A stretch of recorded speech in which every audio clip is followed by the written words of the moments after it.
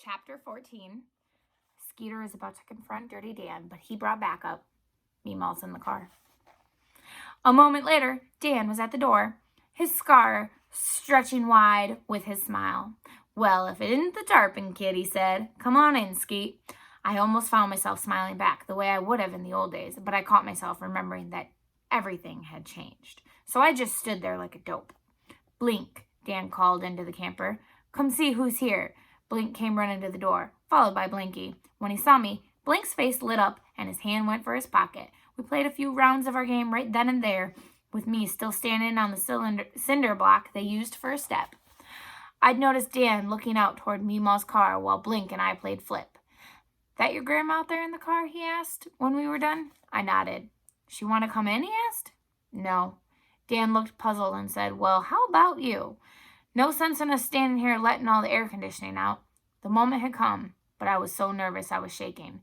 After taking a deep breath, I managed to say, "I've got to talk to you." "So come on in," he said, stepping back so I could pass through the door. I glanced toward Blink. I said quietly so he couldn't hear, "Alone would probably be better." Dan nodded. Calmly, he turned to Blink and said, "Can you eat a slice of that red and white cardboard Larry's calling pizza?" Blink laughed, and laughed with delight. "It's not cardboard, Dirty Dan. Dirty Dan is silly. Blinky likes Larry's pizza, and so do I. Skeeter, do you like Larry's pizza?" I nodded, trying to smile back at him.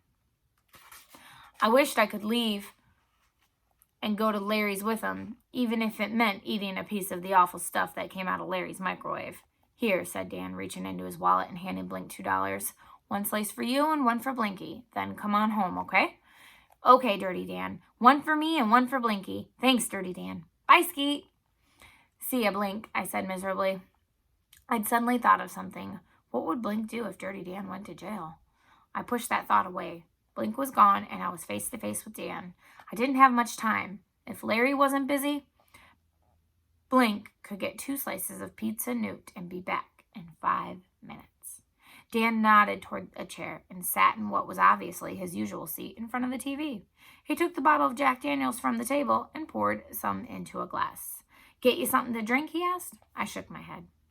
Dan took a long sip. "Well," he said, "somehow I got the feeling you're not here to talk about tarpon fishing, the weather, or the price of tea in China." I swallowed. After a pause, I spoke, and the words came out in a rush. "I found the manatee's body. There was a blue rope around its neck. It matched the rope in your boat." Dan lifted an eyebrow, and his scar stretched upwards. He took a sip from the glass and looked at me, waiting for me to say more. "And at the place where I first saw the manatee, there was one of Blinky's tennis balls. I have it." Then I stared into my lap, unable to look at him. This time, I waited for him to speak. The silence in the little camper grew until it became excruciating. I wanted to scream. "Say something." Finally, I said desperately, "I saw your gun." He nodded, sipped, and said, "And that led you to conclude what exactly?" Oh man, he was doing this on purpose, trying to make it even harder for me. Did I have to spell it all out? Couldn't he just admit what he'd done? My anger gave me enough courage to say, "You're the one. You shot it, and you hit it." Dan looked somewhere over my shoulder for a long time without speaking. "Why?" I whispered at last. "Why?" Dan repeated, and he sounded very tired. He didn't offer an answer to the question. After another long silence, he said, "Remember on Wednesday how you looked and looked for fish, and at first you couldn't see them, even though they were right there the whole time?" What's he doing talking about fishing? I thought wildly. He went on, and then he began to look through the water, not just at the surface, and you began to see. He was trying to change the subject, trying to make me think about something else. How simple did he think I was? "Yeah," I said, sounding and feeling angry. "So what? All I'm saying is that things aren't always the way they look at first." He shrugged and took a sip from his glass. "That's it," I said. I couldn't believe it. "That's all you have to say?" Dan set the glass down. "Until you cool off and you have a chance to think this over." I guess it is, he answered. I stood up furious. What was there to think over? I could feel how red my face was. I was conscious of my hands and legs shaking and my heart beating way too fast. I knew how I must look to Dirty Dan, and that only made things worse. In my mind, I was shouting, until I cool off. What's that supposed to mean? Until I'm cool? No.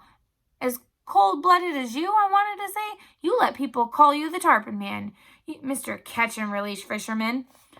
But maybe you never noticed. It's a little hard to release something after it has a bullet through its brain. That was what I wanted to say. It was what I should have said. It was what I would have said if I'd had any guts. Instead, I stood there for a moment, sputtering mad, while Dirty Dan sat in his chair with an expression on his face that I couldn't read. Then I tore open the door of the camper and ran out, nearly tripping on the cinder block step as I made my escape. Blink was just coming across the yard from Larry's, his face smeared with pizza sauce.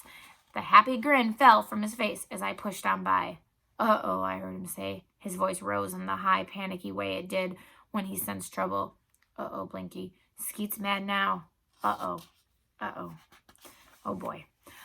I could have stopped to tell him not to worry, that I wasn't mad at him, but I didn't do that either. I got into the car and slammed the door shut. Meemaw looked at me questioningly, but I didn't explain and she didn't press me. When we got home, I headed to my room. Not hungry, Meemaw asked. I shook my head. I expect you've got some thinking to do, she said. I nodded. If you feel like company, I'll be right here, she said. Thanks, I said dully. Though I was thankful that she knew when to leave a person alone. Laying in my bed, I stared at the ceiling while I went over and over my meeting with Dirty Dan. There was one thing he had said that I had to admit was true. Things really aren't always the way they look at first. For years, I had thought Dirty Dan was a hero. What do you think of Dirty Dan right now? Something to think about.